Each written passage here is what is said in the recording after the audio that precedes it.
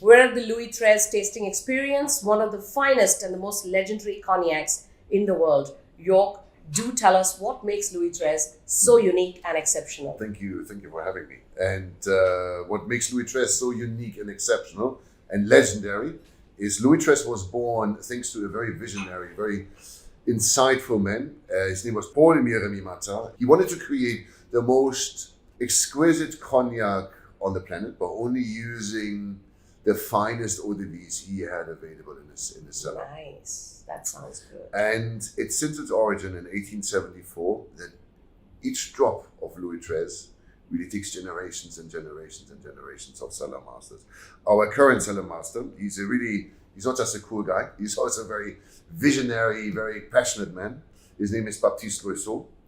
And Baptiste, what he creates today, he doesn't create just for himself, but he creates it as a legacy, as his legacy for his successors in the coming century. The other important aspect is that Louis XIII it's an absolutely exquisite blend of the most beautiful eau de vie, which are all sourced 100% from Grand Champagne. So Grand Champagne is the heartland, it's one of the smallest areas in the Cognac region, is where we have this incredible chalky limestone-rich soil, which produces eau de vie of incredible longevity, complexity, and character.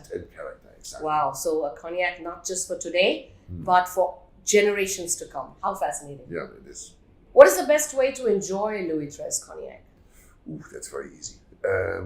My suggestion is to enjoy it with an open heart and an open mind. Nice. And our cellar master again, Baptiste Loiseau, he always suggests to drink Louis XIII drop by drop.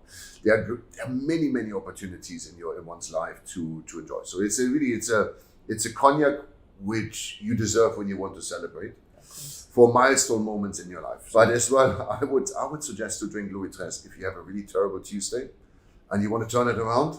Then you allow yourself a small glass of Louis XIII, and you re-establish your belief in civilization. But I love the thought of sharing it with people you love on the most special and milestone occasions of your life, and only enjoy it sip by sip, so that you're able to take it in at its fullest expression. So because you can discover up to 250 aromas and flavors in every drop of Louis XIII. 250 different aromas and flavors. It's incredibly complex. Wow. The first time in the world, in the history of Louis XIII, that Louis XIII was paired entirely with Indian food. With Indian food. And for all our viewers, I want to say this was a surreal experience. The pairing was perfect. And I myself was astonished and pleasantly surprised to see how well Louis XIII actually paired with all the exquisite food that came out that evening. Every pairing brings out a different aroma, a different angle. And I mean, the color is astonishing. My suggestion is what you do is you look at Louis XIII, you look at the color, and you look into the glass, and often you will see a flower.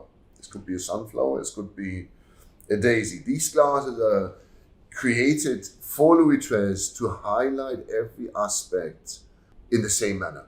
So there's nothing too much, nothing too little. And so the first is you see this beautiful golden mahogany color. Yes. So I always find that the perfume of a really elegant drink such as the Louis XIII, it's always most volatile. So it's always sitting at the top. Absolutely. So I first catch the perfume. I'm getting sandalwood and I'm getting some saffron from Kashmir. Would that be fair? Yeah, absolutely. Yeah. I get dried roses. I get dried roses. I get that. I get nutmeg. I get some spices. Now what we miss is the sense of sound. When you grab your glass here on the bottom. So this is, we call it G sharp. The Louis XIII Decanter is a real stunning piece of art. What's the story behind that? For us, the Decanter is almost the start of the journey with Louis XIII.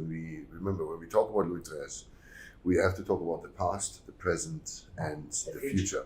The Decanter we use today is based on a settle flask, which was on a royal settle flask, which was found on the battlefield of Jarnac. The Battle of Jarnac happened in 1569. Yes. So this is more or less half a millennium ago. And it was acquired by Paul-Émile Remy in the 1850s. And he had the vision, he had the foresight that whenever he's going to produce something extraordinary, that he will base the design of the decanter on this royal settled flask. Sure. And it takes 11 craftsmen to make every decanter by hand. There's one gentleman, his job is to paint 24 karat gold onto the neck, and they made in the same attitude, in the same fashion as haute couture. So every movement, every action has to be very precise, very delicate, to really express the craftsmanship. The external decanter is nearly Yeah. as precious Exactly. as the cognac inside it. As I said, Louis XIII takes generations and generations and generations of cellar masters to produce, and we drink it out of a decanter, which the design is based on something what came to somebody's mind over 450 years ago. Thank you. Thank you super. so much. Thank you for having me. Of Cheers. course. Cheers. Santé. Santé. The never-ending sound of the Louis Amazing. XIII.